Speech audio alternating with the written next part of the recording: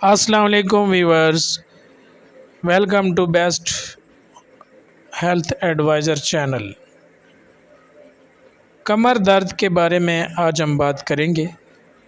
کمر درد کی وجوہات کیا ہیں، کس وجہ سے کمر میں اکثر درد رہتا ہے اور اس کا مختصر ترین علاج کیا ہے۔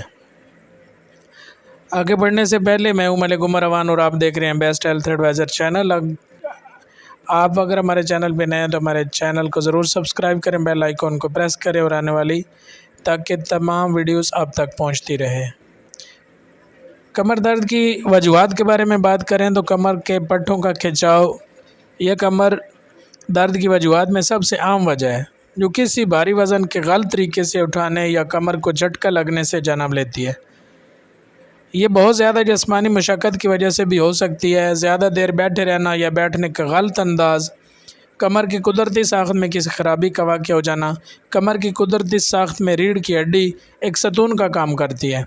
ریڑھ کی ہڈی دراصل ریڑھ کے موڑوں پر مشتمل ہوتی ہے اور جو ایک دوسرے میں سلسلہ وار پیوست ہوتے ہیں، اور ان کے درمیان ایک نرم اسفنج کی طرح کی کڑی ہڈی ہوتی ہے جسے ڈسک کہتے ہیں۔ اس ڈسک کی کوئی بھی خرابی موڑوں کے آپس میں ٹکرانے کی وجہ سے کمر کے درد کا سبب بنتی ہے۔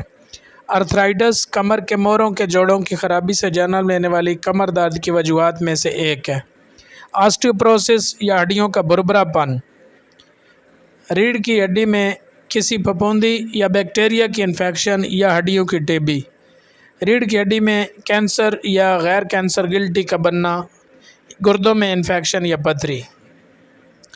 کمر درد، بہت سے لوگوں کو کمر درد کی درستگی کے لیے کسی لمبے چوڑے علاج کی ضرورت نہیں ہوتی ہے۔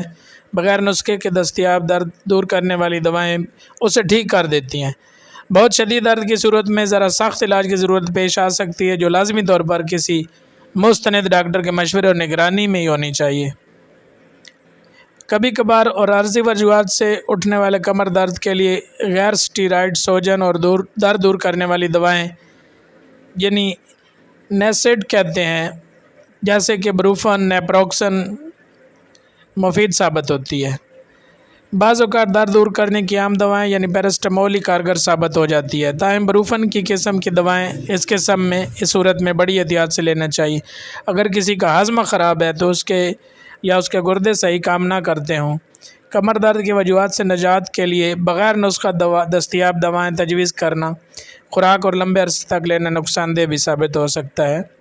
مقامی استعمال کی دوائیں، کمر درد کے علاج کے لیے کھانے کی ادویات کے علاوہ مقامی طور پر ملنے کی ادویات، کریمیں اور مالش کے تیلوں کی اس صورت میں بھی دستیاب ہوتی ہے۔ ایسی کریموں میں دافع درد اور سوجن اور درد کا احساس ختم کرنے والی دوائیں شامل ہوتی ہیں۔ شدید کمر درد کی وجہ سے ہونے والی بے سکونی کے علاج کے لیے افیونی مرکبات پر مشتمل دوائیں بھی استعمال کروائی جا سکتی ہیں، تاہم ان کا زیادہ اور لگاتار استعمال ان کا عادی بھی بنا سکتا ہے۔ عضلات کو ڈھیلے کرنے والی دوائیں، مسل ریلیکسیشن کی میڈیسن جو ہوتی ہیں، یہ ادویات ریڑھ کی عضلات میں تناؤ کو دور کر کے کمر درد کی وجوہات کے خاتمے کا کام کرتی ہیں۔ اور ٹینشن کے لیے اینٹی ڈپریشن میڈیسن، کیونکہ مریض اکثر پریشان ہوتے ہیں تو ان کے لیے اینٹی ڈپریشن سکون آور ادویات بھی کافی بہتر کام کرتی ہیں۔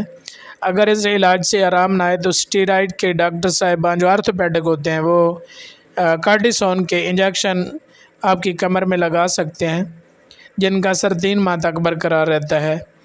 زیادہ تکلیف کی صورت میں اپنے قریبی ڈاکٹر سے رجوع کریں۔